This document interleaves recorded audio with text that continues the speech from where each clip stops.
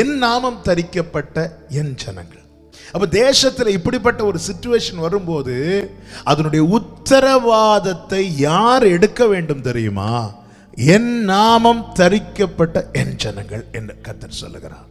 இவங்க சரியில்லை, அவங்க சரியில்லை, இவங்க சரியா பண்ணல, அவங்க இருந்திருந்தா நல்லா பண்ணிருப்பாங்க என்று சொல்லி உலகத்தார் பேசுவது போல பேசுவதற்கு அல்ல தேவன் சபையை வைத்திருப்பது.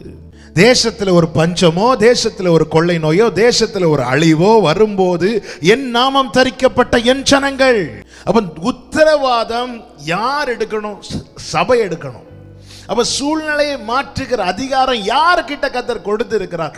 சபையிட்ட கொடுத்திருக்கிறார். சபையின் இடத்துல அவர் நாமம் தரிக்கப்பட்ட அவருடைய ஜனத்தினிடத்திலே கொடுத்திருக்கிறார். யார் அவருடைய நாமம் தரிக்கப்பட்டவர்கள்? புறஜாதியா இருந்த நம்மை தேவன் கிருபையினாலே ரட்சித்து மீட்டு அவரோடு கூட உடன்படிக்கை செய்து கொண்டாரு. அந்த அனுபவத்துக்குள்ள வரும்போது அவன் மேல் கர்த்தருடைய நாமம் எழுதப்பட்டிருக்கிறது, கர்த்தருடைய நாமம் தரிக்கப்பட்டிருக்கிறது. அவரால் மீட்கப்பட்ட, அவரால் தெரிந்து கொள்ளப்பட்ட, அவரால் பிரித்தெடுக்கப்பட்டவர்கள், கர்த்தருடையவர்கள், கர்த்தருடைய நாமம் அவன் மேல் எழுதப்பட்டிருக்கிறது. அப்போ ரட்சிக்கப்பட்ட சபையே, ரட்சிக்கப்பட்ட ஜனமே, மீட்கப்பட்ட ஜனமே, தேசத்தில் இப்படிப்பட்ட காரியங்கள் சம்பவங்கள் நடக்கும் போது தேவன் அன்றே உணர்த்தி இருக்கிறார். என்ன?